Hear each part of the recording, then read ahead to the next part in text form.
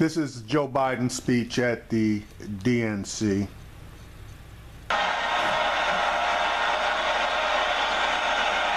Thank you. Thank you, thank you, thank you. I love you.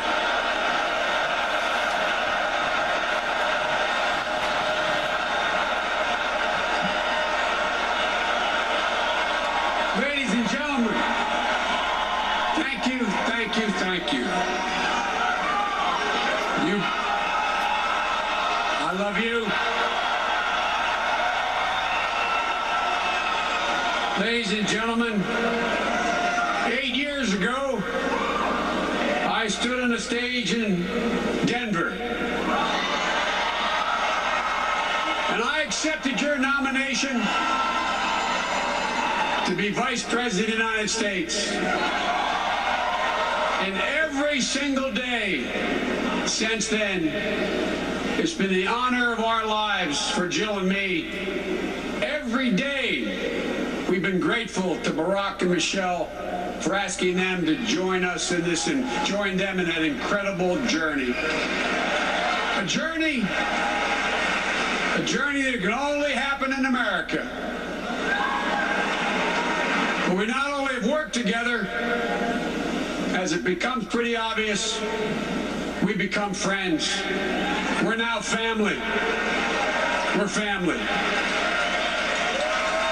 Folks, you've all seen over the last 8 years what President Obama means to this country. He's the embodiment. He is the embodiment of honor, resolve, and character. One of the finest presidents we have ever had. That's right.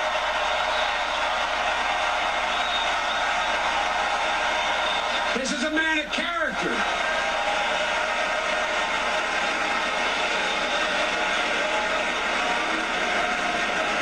And he's become a brother to Jill and me. And Michelle, I don't know where you are, kid, but you're incredible. You are incredible.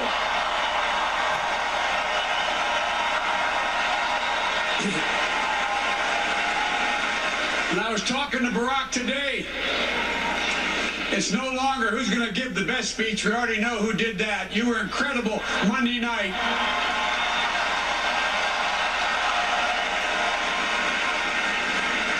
To the Delaware delegation, as they say in Southern Delaware. Barack and I married way up. Way up.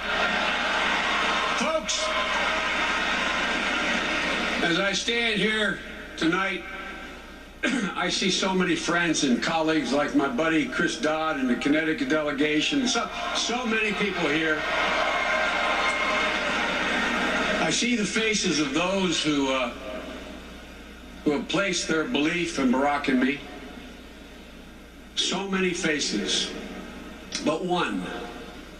This is kind of a bittersweet moment for Jill and me and our family. In 2008, when he was about to deploy to Iraq, and again in 2012, our son Beau introduced me to the country and placed my name in nomination. You got a glimpse. I know I sound like a dad, but you got a glimpse what an incredibly fine young man Beau was. Thank you.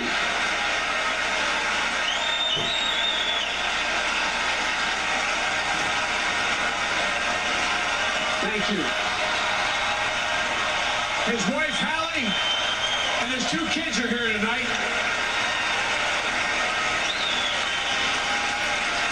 But as Ernest Hemingway once wrote, the world breaks everyone, and afterwards, many are strong at the broken places. I've been made strong at the broken places by my love, Jill, by my heart, my son, Hunter, and the love of my life, my Ashley, and by all of you. And I mean this sincerely. Those who've been through this, You know I mean what I say, by all of you. Your love, your prayers, your support. But you know what? We think about the countless thousands of other people who suffered so much more than we have, with so much less support, so much less reason to go on. But they get up every morning, every day. They put one foot in front of the other. They keep going. That's the unbreakable spirit of the people of America. That's who we are.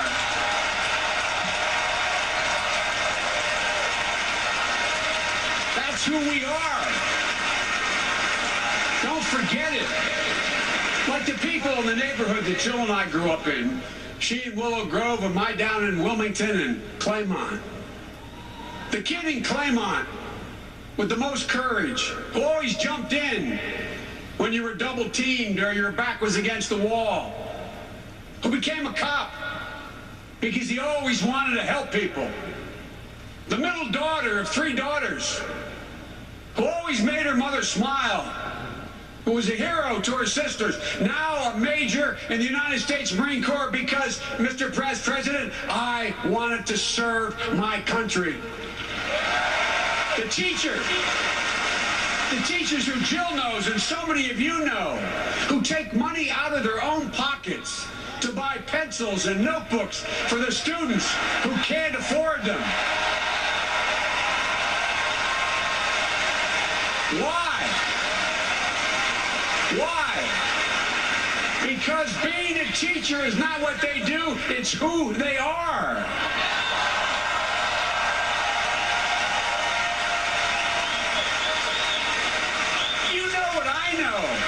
For real. These are the people who are the heart and soul of this country. It's the America that I know, the America that Hillary knows and Tim Kaine knows.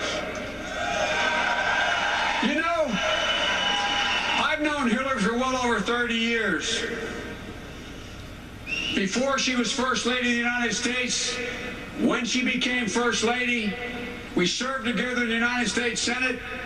And during her years as Secretary of State, once a week, we had breakfast in my home, the Vice President's residence. Everybody knows she's smart. Everybody knows she's tough. But I know what she's passionate about. I know Hillary. Hillary understands. Hillary gets it. Hillary understands that college loan is about a lot more than getting a qualified student education. It's about saving the mom and the dad from the indignity of having to look at their talented child and say, Sonny, honey, I'm so sorry. The bank wouldn't lend me the money. I can't help you to get to school. I know that about Hillary. Hillary understood that for years, millions of people went to bed staring at the ceiling, thinking, oh my God, what if I get breast cancer or he has a heart attack? I will lose everything. What will we do then? I know about Hillary Clinton. Ladies and gentlemen,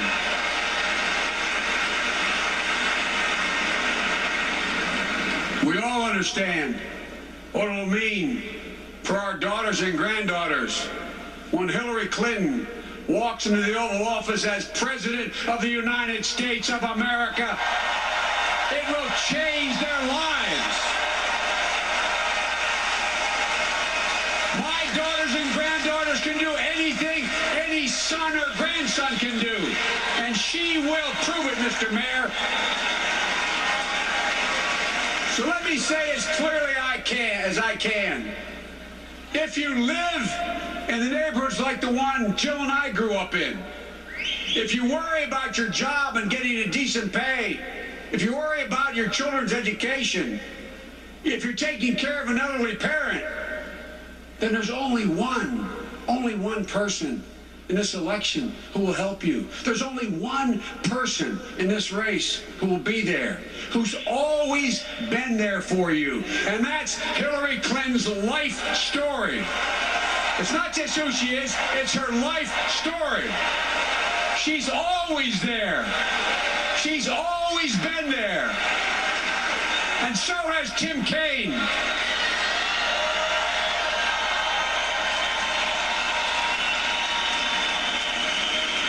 Ladies and gentlemen, to state the obvious, and I'm not trying to be a wise guy here, I really mean it. That's not Donald Trump's story. Just listen to me a second without booing or cheering. I mean it sincerely. We should really think about this. His cynicism is unbounded. His lack of empathy and compassion can be summed up in the phrase I suspect he's most proud of having made famous: "You're fired." I mean, really, I'm not joking. Think about that.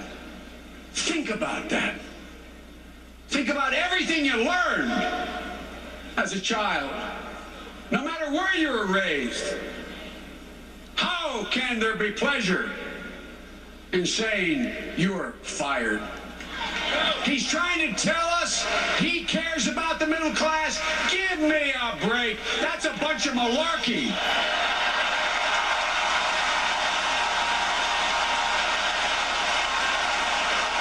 Tell you.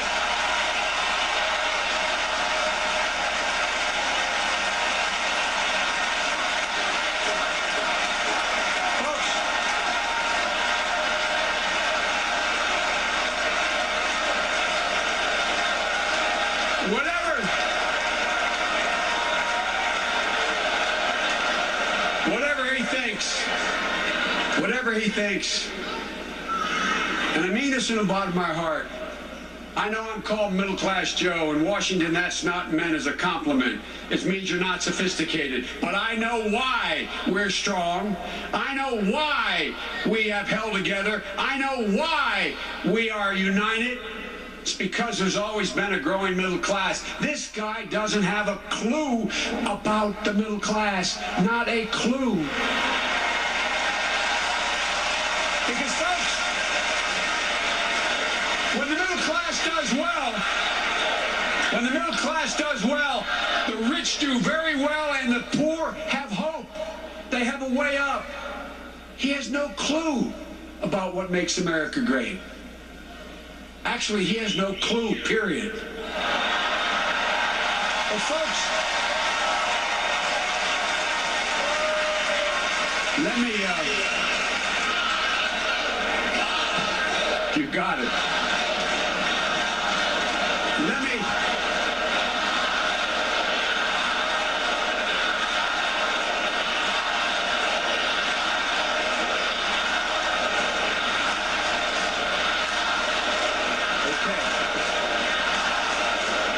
folks,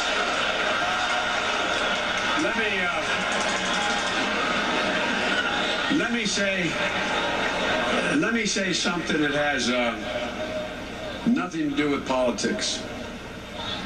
Let me talk about something that I am deadly serious about. This is a complicated and uncertain world we live in. The threats are too great. The times are too uncertain to elect Donald Trump as president of the United States. Now, let me finish. No major party nominee in the history of this nation has ever known less or has been less prepared to deal with our national security.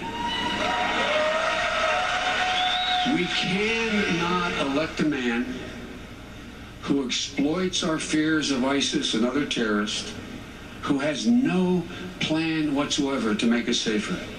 A man who embraces the tactics of our enemies: torture, religious intolerance. You all know, all the Republicans know, that's not who we are. It betrays our values. It alienates those who we need in the fight against ISIS. Donald Trump, with all his rhetoric, would literally make us less safe. We cannot elect a man who belittles our closest allies while embracing dictators like Vladimir Putin. No, I mean it. A man who seeks to sow division in America for his own gain and disorder around the world. A man who confuses bluster with strength. We simply cannot let that happen as Americans. Period. Folks,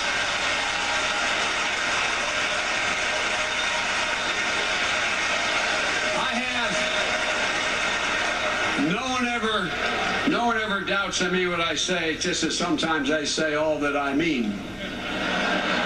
But folks, let me tell you what I literally told every world leader I met with, and I've met them all. It's never, never, never been a good bet to bet against America. We have the finest fighting force in the world. Not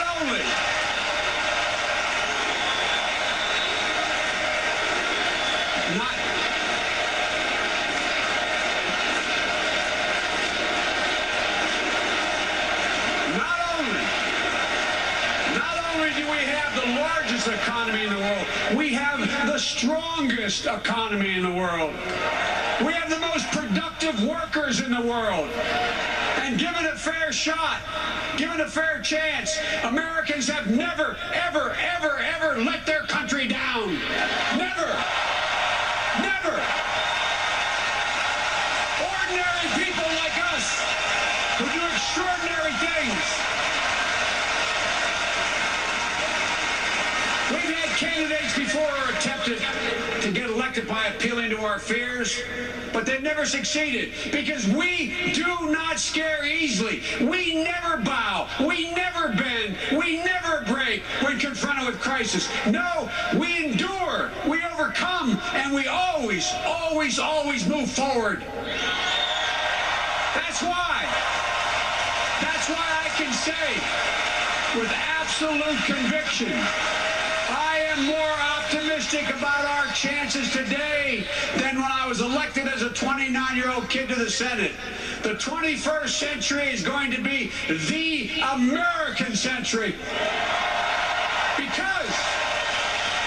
Because we lead not only by the example of our power, but by the power of our example. That is the history of the journey of America. And God willing, Hillary Clinton will write the next chapter in that journey. We are America, second to none, and we own the finish line. Don't forget it. God bless you all, and may God protect our troops. Come on. We're America.